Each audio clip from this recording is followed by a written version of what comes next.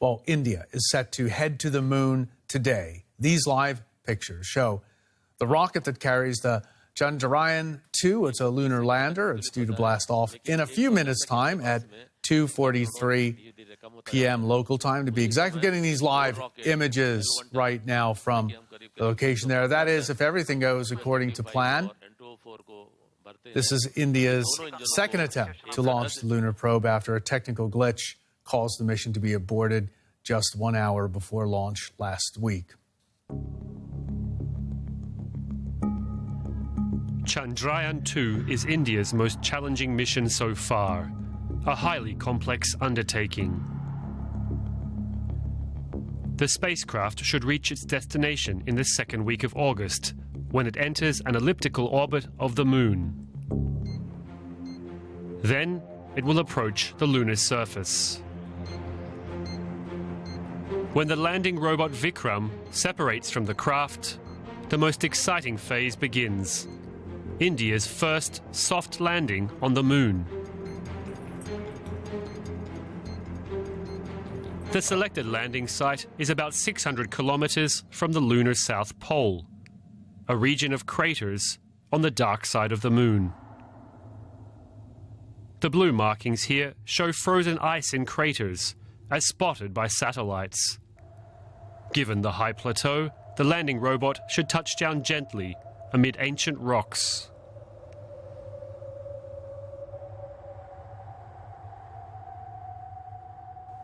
After landing, Vikram will open its doors and release India's first lunar rover onto the surface. Small as a briefcase, it can travel up to 500 meters. With its onboard instruments, the rover will measure water-bearing minerals in the lunar rock, as well as the concentration of elements such as aluminum, silicon, and titanium. Meanwhile, the landing robot will record moonquakes and explore so-called lunar plasma, a thin layer of electrically charged particles above the surface. Vikram and the rover will be able to collect data for a few Earth days. Then it will go dark for 14 days. That's when the temperature drops to 160 degrees below 0 Celsius. The orbiter will spend a year gathering data about the moon. The objective is to fill in the gaps from India's previous mission. It has 8 measuring instruments on board. Their function is to investigate the moon's thin atmosphere and show which minerals and chemical elements make up its surface. For the first time, a special radar will be used to determine the location and quantity of frozen water. India's mission is the first to bring this type of instrument to the moon. Okay, we're getting live images. We just want to look at them for a second, Sonia. We just passed, it's a 28, 27. We're getting the countdown now for the launch of the Chandrayaan 2 lunar probe. We're going to follow the countdown. This is so exciting. It means so much, not only, of course, everyone we've been looking at there live at Mission Control, but for the entire nation. We'll be talking about that in a bit. 6, 5, 4, 3, 2, 1.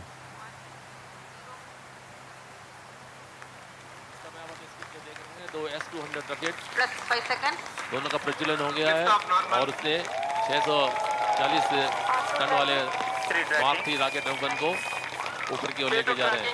We have a liftoff. We have a liftoff. A perfectly normal liftoff. Okay, we have liftoff. We're hearing that from Mission Control in the background. First stage performance normal.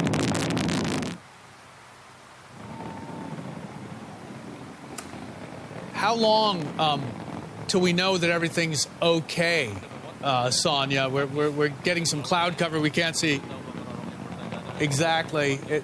We'll find out. Sonia, thanks so much for being with us. We're getting these live images from Mission Control there. We'll find out. Well, I think when you talk about tariffs versus India and tariffs versus China, two separate issues, maybe the same underlying impetus. On China, China's been a great partner for the U.S. I originally bet on China in 1995. I've been there for 30 years, and it was a win-win mentality. The last 10 years has developed into win-lose. Our trade deficit between them has gone from $100 billion 15 years ago to $400 billion today. Different rules apply to American companies in China versus Chinese companies here. There's an unacceptable level of industrial espionage, and that has to be dealt with. So even though I'm a huge believer in China and U.S. relations, I think what is occurring in terms of holding China accountable is a must. The tariffs is just one of the issues. India is an entirely different phenomena.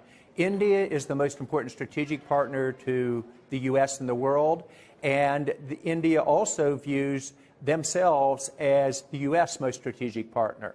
When I started saying that 4 years ago when I became chair of the U.S.-India Strategic Partnership Forum, people didn't get it. But today, if you were in this room and you would listen to literally Secretary of Energy Rick Perry talk about it, or Secretary of Commerce Wilbur Ross, or Speaker Pelosi at lunch, she was just amazing. And then we'll hear from Jared Kushner later today. You've got the top American government leaders saying this is a country we want to have a partnership with.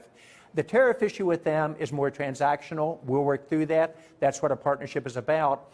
And you see the same thing from Prime Minister Modi, who is amazing in India, and all of his cabinet, who we meet with regularly. So fast forward for your investors listening. If you're betting on one country outside the U.S. for GDP growth over the next decade, double down on India. Modi just won there in a big time. If you're looking for new IPOs, they're going to be coming out of India, and a lot of the India diaspora in the U.S. are forming companies as well. And if our two countries could work together, not just on trade, and it's growing at 7% per year, and it's more equal than most of the other countries are, and we can improve it, and I agree with that, you're suddenly looking at an ability to invest in startups in the U.S. from the India diaspora as well. So I think they're entirely different scenarios. The trade issue is just a common bond. It's interesting, John, that you should describe India as our most important strategic partner in the world. I really want to linger on that thought for what it says about where India is today and how far it's come. When we were last together a couple of years ago, you were talking about how India is the, not sleeping giant, but really the Goliath of South Asia.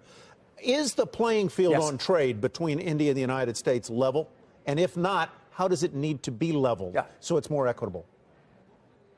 So in the sequence you just raised it, India has been the sleeping giant, a slow follower. Now it's becoming the fast leader.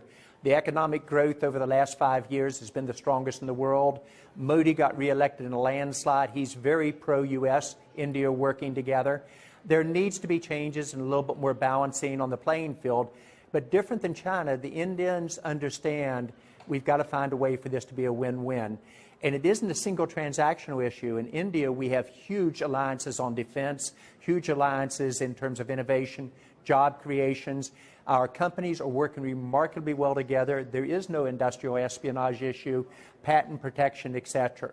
Does it need to be balanced a little bit more? Yes, I do. I believe it does. And even good friends are going to have disagreements. I'd look for this one to be settled fairly shortly. Prime Minister Modi and President Trump actually get along very well. President Trump said in the G20, he said, we are great friends, and by the way, the relationship between our countries has never been better.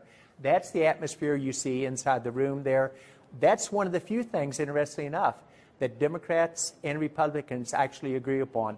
The importance of India and the U.S. becoming partners, and now suddenly people realizing perhaps the most important relationship. Making it to Mars is a huge achievement for any space agency. And by putting a probe into orbit, the Indian Space Agency has become part of an elite group of space explorers. It's also become the world's first no-frills, low-cost space agency. In its closest orbit, Mars is almost 35 million miles away. But the Chandrayaan probe travelled more than 420 million miles to align with the red planet. It took 300 days, but cost just £45 million. Now, that might sound a lot, but compare that to NASA's latest mission to put a probe into orbit there. That cost £409 million. That mission, called MAVEN, was also successful. The much larger probe entered the Martian orbit on Monday. MAVEN's mission is to study the atmosphere of the planet to build up a better understanding of the current and past climate conditions. NASA and the Indian Space Research Organisation are likely to share data as Chandrayaan is on a similar mission. And another famous NASA explorer, the Curiosity rover, welcomed the Indian mission to Mars this morning via its Twitter account. It said, congratulations to the ISRO and India's first interplanetary mission upon achieving Mars orbit. A reply was sent out later on by the Indian space probe's Twitter account saying, "Howdy, Mars Curiosity. Keep in touch. I'll be around."